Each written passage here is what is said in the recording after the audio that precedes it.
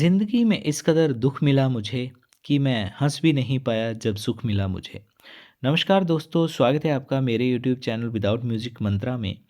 और आज के इस वीडियो में होपफुली आपने थंबनेल देख लिया होगा। बात करेंगे आज के इस वीडियो में केतु महादशा के बारे में। लेकिन उससे पहले एक छोटी सी रिक्वेस्ट कि यदि फर्स्ट टाइम आप हमारे इस चैनल पर आए हैं तो चैनल को करें सब्सक्राइब और वीडियो को फैमिली और फ्रेंड्स के साथ और स्पेशली ऐसे लोगों के साथ जो केतु महादशा से होकर गुजर रहे हैं उनके साथ इस वीडियो को ज़रूर आप शेयर करें। देखिए, केतु महादशा के इस संबंधित वीडियो में हम जानेंगे ऐसे व्यक्ति एक ऐसी कैद में होता है जो बिना सलाखों की होती है। यानी कि बात करेंगे एक ऐसी कैद की जो बिना सलाखों की होती है। देखिए, इनविजिबल या अदृश्य शक्तियाँ जब प्रत्यक्ष रूप से अपने आप को आपके समक्ष रखती हैं तो आपकी जो एक वास्तविकता होती है, या यूं कहें कि आपके जीवन का जो परिदृश्य होता है वो पूर्णतः परिवर्तित होता चला जाता है। जो व्यक्ति ने सोचा होता है वो होता नहीं है और जीवन पूर्णतः भिन्न उसके सामने नजर आता है। देखिए, केतु हो, राहु हो, नेगेटिव फेस की जो भी सच्चाई होती है एक एक करके, यानी कि डे बाय डे, परत दर परत और रिश्तों की वास्तविकता के सापेक्ष में बदलते स्वरूप के जरिए आपके समक्ष उजागर करती चली जाती है। आप जितना भी बचना चाहते हैं परंतु खुलासे होते चले जाते हैं। और ये जो सच्चाई है उसके लिए आपको कोई भी ढोल नगाड़ों की आवश्यकता नहीं पड़ती, बल्कि आपके शरीर और आपकी जो आत्मा होती है वो प्रत्यक्ष रूप से इसकी गवाह बनती है। और देखिए, केतु जब भी महादशा के रूप में या अंतर्दशा के रूप में आते हैं तो अकॉर्डिंगली, क्योंकि देखिए उनका कोई एक संबंधित जातक या जातिका के साथ कोई विरोध नहीं होता कि मैंने फलां व्यक्ति को अच्छा फल देना है और दूसरे व्यक्ति को मैंने कष्ट ही पहुंचाना है। देखिए, केतु हो या अन्य कोई ग्रह हो, जब भी हमारे जीवन में आते हैं तो कहीं ना कहीं हमें कुछ ना कुछ सिखाने, कुछ ना कुछ परिस्थितियों से रूबरू कराने और रिश्तों की जो सच्चाई होती है उसको हमारे प्रत्यक्ष सामने लाने के लिए आते हैं। कुछ ना कुछ सीख देकर जाते हैं। आपको जीवन में कैसे चलना है, किसको आपको अपना मानना है और क्या आपके जीवन की सच्चाई है उसको आपके समक्ष रखते हैं। बस ये है कि कोई जो टीचर होता है, कोई जो शिक्षक होता है वो बहुत कड़वी दवाई लेकर आता है, कड़वी शिक्षा होती है। डे बाय डे आपको ऐसी मेंटली हरासमेंट्स मिलती हैं, शारीरिक रूप से ऐसी प्रताड़ना मिलती हैं। रिश्तों की बात करें, हर तरीके से आपको उलझने या सामंजस्य बैठ नहीं पाता और जो आपने कल्पनाएं अपने सुखद भविष्य को लेकर की होती हैं कहीं ना कहीं वो विघटित होती चली जाती हैं। देखिए, किसी दृश्य को आप अपने माइंड से निकाल भी दें, लेकिन जब वो रिश्ता आपको नसों के रूप में, भावना, प्रेम या समर्पण के रूप में बह रहा होता है तो फिर व्यक्ति से सहन नहीं हो पाता। आप चाहे जीवन के किसी भी आयु के पड़ाव पर क्यों ना हो, जीवन में बीते हुए उस समय को लेकर कहीं ना कहीं व्यक्ति में ये पश्चाताप जरूर रहता है कि मैं फलां व्यक्ति या रिश्ते को लेकर क्यों वफादार था। मैं भी वैसा ही रिएक्ट करता या करती। लेकिन मैं वैसा करता या करती से पहले एक शब्द आता है, यानी कि काश। यानी वास्तविकता में आप वो हो नहीं सकते जिसकी कामना आपने की है। कोई कितना भी आपका क्लोज हो, कोई कितना भी आपका खास रिश्ता हो, आप चाहे कितने भी किसी के लिए एक समय पर मायने रखते हो, लेकिन जैसे ही जीवन में केतु की महादशा आती है, केतुदेव आपको यह एहसास जरूर करवाते हैं कि ये रिश्ता और संबंधित व्यक्ति की, चाहे वो पति हो, पत्नी हो, आपके भाई हो, आपकी बहनें हों, तो चाहे कोई भी रिश्ता हो, लेकिन एक बार जीवन में यह एहसास ज़रूर होता है कि जो वो रिश्ता था कहीं न कहीं उनकी वाणी की जो मिठास थी वो भी स्वार्थवश ही थी। जो चाहा वो पूर्ण रूप से मिला नहीं और जो मिला वो कभी सपने में भी ना सोचा था। एग्जाम्पल के थ्रू इस बात को समझते हैं। देखिए, सबसे पहले ना सिर्फ केतुदेव बल्कि हर एक प्लेनेट आपको आपकी जो भी मनोदशा चल रही होती है, आपका जो समय, आपकी परिस्थिति, आपकी आयु के अकॉर्डिंग आपको ग्रह जो हैं वो रिजल्ट्स देते हैं। कुछ अन्य टर्म्स भी इसमें इंक्लूडेड रहती हैं। देखिए, यदि बृहस्पति की बात करें, बृहस्पति के मूल स्वभाव की ही प्रधानता रहेगी।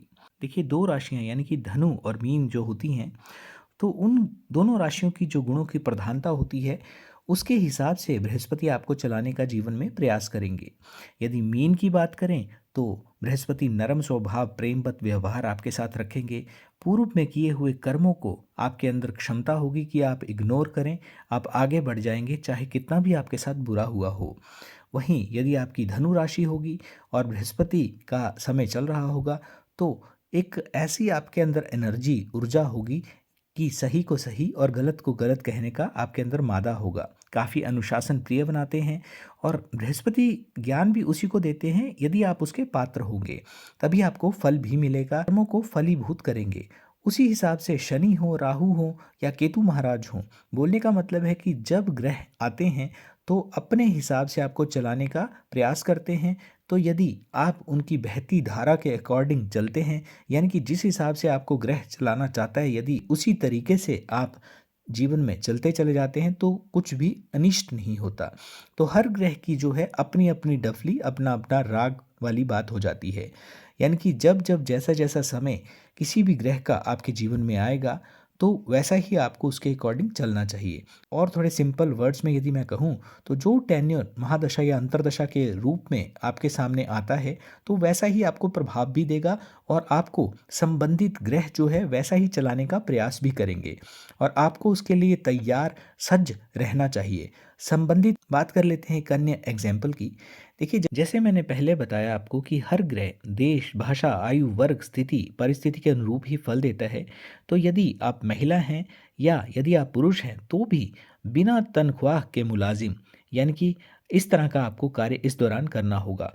पूरे मन से आप कोई कार्य कर रहे हैं, परंतु आपके द्वारा किए हुए कार्यों को कोई भी किसी प्रकार की एप्रिसिएशन नहीं है। जो भी आप कार्य कर रहे हैं, मैं नहीं जानता कि आप इस समय जॉब कर रहे हैं या व्यवसाय में हैं, आप हाउसवाइफ हैं या अन्य कुछ कर रहे हैं, लेकिन ये निश्चित है कि एक ऐसी परिस्थिति में इंसान फंस के रह जाता है मानो वक्त समय उसे सामने से चिढ़ा रहा हो कि ले अब उलझ यहीं पर, निकल के बता इन सिचुएशन से। आप में चाहे दुनिया भर का ज्ञान हो, कैलिबर हो, योग्यता हो, आपके पास अच्छी एजुकेशन हो, लेकिन फिर भी आप कूप मंडूक यानी कि कुएं का मेंढक बनकर रह जाते हैं। आप कहाँ खुद की महादशा में आपने सुनहरी इच्छाएं रखी थी, ख्वाहिशें थी आपके अंदर, तो केतु के इस मिडल फेस में या सेकंड फेस आते आते या तो पूर्णतः दम तोड़ चुकी होती हैं या अंतिम सांसें ले रही होती हैं। देखिए, हर स्थिति के दो सापेक्ष होते हैं, पॉजिटिव या नेगेटिव। उसको किस वे में हमें लेना है वो खुद की हमारी एक जो ऊर्जा होती है उस पर डिपेंड करता है। तो यदि पॉजिटिव सापेक्ष में बोलें तो केतु की इस महादशा को आप इस प्रकार से ले सकते हैं कि जीवन को अच्छे तरीके से जीना सिखा रही हैं केतुदेव, और ज़िंदगी में क्या है, कौन अपना है, कौन पराया है, हर किसी पे विश्वास नहीं करना है। पन्ने दर पन्ने रहस्योद्घाटन होता चला जा रहा है। बट आप हैं कि खुद को रिश्तों से संबंधित, जिम्मेदारियों से संबंधित, आंतरिक जो अपने अंदर अंतर्मन से रिक्तता को आप समझते हैं, उससे संबंधित बेड़ियों से खुद को बंधा हुआ महसूस कर रहे हैं। चार लोग कभी आपके घर में आते थे तो अच्छे लगते थे, आज लगता है कि ये क्यों यहाँ पर आए हैं, ये क्यों इतने खुश हैं या क्यों इतना बोल रहे हैं। बोलने का मतलब है कि यहाँ इंसान सामने वाले से कोई जेलसी नहीं कर रहा होता, कि वो इंसान अंदर से इतना खोखला हो चुका होता है, या जो सटीक शब्द होगा अंदर से इतना ड्राई हो चुका होता है कि लगातार अपने आसपास खुशी की बरसात भी 1 इंच भी बसंत या बहार उसके अंदर नहीं ला पाती। यदि और सरल शब्दों में कहूँ तो चाहे आपके आउटर में जितने मर्जी गीत संगीत या खुशी का माहौल हो, लेकिन अंदर से आपका दिल मर चुका होता है। खुश होकर भी खुशी का एहसास नहीं होता। एक तरह से एक वॉल यानी कि दीवार जरूर बीच में एक विरोधाभास उत्पन्न करती है। चेहरे पर आई जो आपकी मुस्कान होती है वो भी बनावटी होती है। ना चाहते हुए भी बार बार आपको समारोहों में, चाहे शादी हो या कोई अन्य गेट टुगेदर हो, उसमें सम्मिलित होना पड़ता है। और आपको चोट पहुंचाने वाले लोग भी साधारणतः आपके इर्द गिर्द ही होते हैं। यदि इस दौरान आप भाग्यशाली रहे तो समारोह आपकी झूठी मुस्कान के साथ समाप्त हो जाता है और आप अपने घर आ जाते हैं। यदि केतु में राहु जैसी स्थिति चल रही हो और समारोह में आपको जाना पड़े तो ऐसा हो नहीं सकता कि आप वहां जाओ और किसी अपने निकट संबंधी के आच्छादित या व्यथित करने वाले शब्दों से घायल हुए बिना आ जाओ। कहने का तात्पर्य यह है कि आपको मर्यादा में रहते हुए भी अमर्यादित शब्दों से आहत या प्रताड़ित होना ही पड़ता है। किसी के पास धन है तो ये आवश्यक नहीं है कि वो बुद्धिमान भी हो, दोनों का वैसे भी परस्पर विरोधाभास रहता है। तो इस दौरान इस केतु की महादशा में आपको स्पेशली डाउन टू अर्थ लोगों से संपर्क नहीं होता। और हाँ, ये जरूर है कि जो व्यक्ति सातवें आसमान पर होगा, सातवें आसमान पर रहने वाले लोगों से आपका संपर्क जरूर होता है। यदि पुरुषों की बात करें या महिलाओं की भी बात करें तो इस दशा में हो सकता है कि आपको अपने स्वाभिमान से समझौता करके, यानी कि स्वाभिमान से परे ऐसी कोई जॉब नौकरी करनी पड़े जहां रिस्पॉन्सिबिलिटी अधिक नहीं बल्कि बेहद अधिक रहती है। एप्रिसिएशन की बात करें तो टोटल नदारद होगी, बैक बाइटर्स की कोई कमी नहीं होगी, यानी कि पीठ पीछे आपकी बुराई करने वालों की कोई कमी नहीं होती। आप इग्नोर करके भी इग्नोर नहीं कर सकते। ऑफिस में तो आप कुछ कर नहीं पाए, जॉब भी छोड़ दी इस दौरान, या छोड़नी पड़ गई या छूट गई, लेकिन ऐसे लोगों के प्रति जीवन पर्यंत आपके मन में मलाल जरूर रहता है कि मेरा क्या कसूर था। या तो जॉब देखिए या फिर ये सब कुछ सहन कीजिए। इस दशा में देखिए वैसे भी जॉब या तो लगती नहीं है, लग गई तो टिकती नहीं है, और टिक जाए तो किसी प्रकार की आप एप्रिसिएशन की उम्मीद कर नहीं सकते। बरकत की बात करें तो वो भी ना के बराबर होती है। अंत में सबसे बड़ी बात, यदि आपने 99.99% भी उस ऑर्गेनाइजेशन के लिए दिया, आप सही हुए, लेकिन कहीं ना कहीं क्योंकि मनुष्य है तो गलतियों का पुतला है, और कभी कोई 0.1% भी अगर आपसे इस दौरान कोई गलती होती है तो जो भी आपने उस कंपनी उस ऑर्गेनाइजेशन के लिए किया होता है तो सारा का सारा जो किया हुआ आपका होता है वो सारा जीरो हो जाता है। लेकिन एक सिचुएशन और है, और वो ये कि चाहे आप पुरुष हैं या आप महिला हैं, डजेंट मैटर, ना चाहते हुए भी, यानी आपका मन नहीं है कि आप फलां ऑर्गेनाइजेशन में जॉब करें, लेकिन आपके जो संबंधित आपका घर है, आपकी जो रिस्पॉन्सिबिलिटीज़ हैं, या यूं कहें कि आपकी जो मजबूरियां हैं, उसके कारण आपको वो जॉब या वो कार्य करना ही पड़ता है। क्योंकि मैंने पहले भी अपने वीडियोस में बताया है कि जिस भी घर में आपके केतु होते हैं उस घर से संबंधित आपको वो रिस्पॉन्सिबिलिटीज़, वो जिम्मेदारियां जो हैं वो निभानी ही पड़ती हैं, चाहे उन रिस्पॉन्सिबिलिटीज़ को आप खुश होकर निभाएं या रोते हुए निभाएं। ना चाहते हुए भी 24 घंटे में से 22 घंटे आपका दिमाग स्टक रहता है उन लोगों के लिए, अपनी जॉब के लिए, अपने रिश्तों के लिए।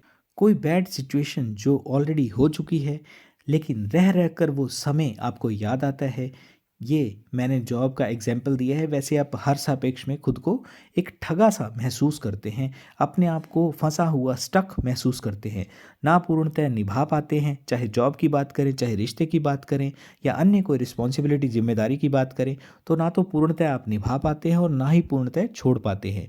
यदि आप अपनी तरफ से ईमानदार हुए तो जब आपकी केतु की महादशा समाप्त होती है तो आपको ऑलरेडी वैसे परिदृश्य दिखना पहले से शुरू हो जाते हैं, यानी कि जो आपके भावी भविष्य की तस्वीर होती है कहीं ना कहीं वो आपको दिखना शुरू हो जाती है। आता हुआ ग्रह, देखिए जब भी कोई ग्रह आता है तो आपके लिए वो यदि सही नहीं है तब भी आपको वो सिचुएशन में बदलाव लाएगा, कहीं ना कहीं एक एग्जाम्पल, एक संकेत के रूप में आपको पहले ही परिदृश्य से अवगत जरूर करवा देगा। और यदि आपने संबंधित ग्रह के साथ तालमेल नहीं बनाया तो लास्ट में जाता हुआ ग्रह अपने साथ कुछ नहीं बल्कि बहुत कुछ लेकर भी चला जाता है। इस बात का हमेशा ध्यान रखें क्योंकि यूजुअली ऐसा होता है। देखिए वैसे भी केतु महादशा का जो समय होता है उसमें जैसे ही आपने ये सोचा कि केतु देव चले गए हैं वो सिचुएशन सही नहीं होती। स्पेशली केतु स्टिंग यानी कि जो दशा संधि का जो काल होता है उसमें हमेशा आपको बचाव रखना चाहिए, बहुत कॉन्शियस रहना चाहिए। जहां आपने ये सोचा कि केतु देव चले गए हैं वहीं आपके अंदर उस ग्रह की जो एनर्जी, जो देखिए 7 साल का एक संबंध होता है, आपके अंदर जो एनर्जी होती है वही ग्रह अपनी जो एक दिव्यता होती है वो अनुभव करवा देती है कि अभी मैं आपके साथ हूँ, अभी मैं गया नहीं हूँ। लेकिन ये सिचुएशन, ये भी आप ध्यान रखिए कि हर किसी के साथ नहीं होती। यदि आप बहुत ही आप शुभ कर्मों में इस जीवन में भी संलग्न हैं, ड्यूरिंग योर केतु महादशा अगर आपने बहुत ही शुभ कर्मों में संलग्न थे, इन्वॉल्व थे, आपने अपना घर परिवार, जरूरी नहीं कि हर किसी के लिए ये गृहस्थ को छोड़ना जरूरी नहीं है, लेकिन बोलने का मतलब कि कहीं ना कहीं एक कट ऑफ, वैसे भी आप कट ऑफ होंगे इस दौरान, चाहे कोई भी आपका रिश्ता हो संबंधित, जहाँ भी आपने किसी रिश्ते के साथ एक तालमेल बैठाने की कोशिश की या किसी रिश्ते को ज़्यादा महत्व दिया या एक प्रेम को ज़्यादा उस रिश्ते में रखा, वहीं उस रिश्ते में कहीं ना कहीं सिचुएशन जो है वो बिगड़ जाती है या कहीं ना कहीं वो एक कटाव की सिचुएशन आ जाती है। तो डिफरेंट सिचुएशंस हो सकती हैं, लेकिन ये डिपेंड करता है कि आपके जो चार्ट है उसमें ग्रहों की स्थिति कैसी है। क्या वहाँ पर केतु देव किसी फ्रेंडली साइन में है, किसी विशेष ग्रह की उन पर दृष्टि है, या पाप ग्रहों के साथ उनकी कोई और ऐसी सिचुएशन बन रही है जिससे वो जो आने वाला समय है आपके लिए ही नहीं है। तो ये डिपेंड करता है हर किसी के पर्सनलाइज चार्ट पर। क्योंकि देखिए ग्रहों की स्थिति अलग होती है, तो उसके लिए आप कुंडली विश्लेषण भी करवा सकते हैं दिए हुए नंबर पर। और जाते-जाते एक रिक्वेस्ट कि देखिए दशा चाहे कोई भी हो, ग्रह जो है आपके साथ कोई विशेष ना तो सहानुभूति रखते हैं, ना प्रेम रखते हैं और ना ही कोई कठोरता उनकी होती है। वो तो सिर्फ़ आते हैं आपके जीवन में कुछ ना कुछ आपको नया सिखाने, नया पढ़ाने और आपके कर्मों का जो भी आपने ज़रूरी नहीं है कि पास्ट बर्थ की यहाँ पर बात हो, बल्कि किसी भी यदि जन्म में आपने कोई ऐसा अनिष्ट कार्य किया है या आपने कोई शुभ कार्य किया है, तो उसका एक प्रत्युत्तर देने के लिए आते हैं। तो अंततोगत्वा जाते-जाते इस वीडियो में इतना ही बोलना चाहूँगा कि जीव सेवा पर ज़रूर ध्यान दें। कर्म ही साथ जाते हैं और साथ देते भी हैं। तो किसी भी चाहे वो जीव हों या मनुष्य हों या पक्षी हों या पशु हों, उनकी मदद ज़रूर करें और पुण्य का अर्जन अवश्य करें। क्योंकि देखिए वही बात है कि लाख करो पूजा चाहे तीर्थ करो हज़ार, जीवों पर यदि दया नहीं तो सब कुछ है बेकार। इन्हीं शब्दों के साथ आज के इस वीडियो को मैं विराम दूँगा। आई होप कि आपको वीडियो अच्छा लगा होगा। चैनल को सब्सक्राइब ज़रूर करें। वीडियो को फैमिली और फ्रेंड्स के साथ और केतु महादशा से होकर व्यक्ति गुजर रहे हैं उनके साथ भी इस वीडियो को आप शेयर करें। और साथ में देखिए आप वीडियो को लाइक भी करें और सब्सक्राइब नहीं करते हैं सब्सक्राइब भी ज़रूर करें। साथ में आप ये भी लिखें कि किस टॉपिक पर अगला वीडियो आप चाहते हैं। तो वीडियो देखने के लिए आपका बहुत बहुत आभार। बहुत बहुत धन्यवाद।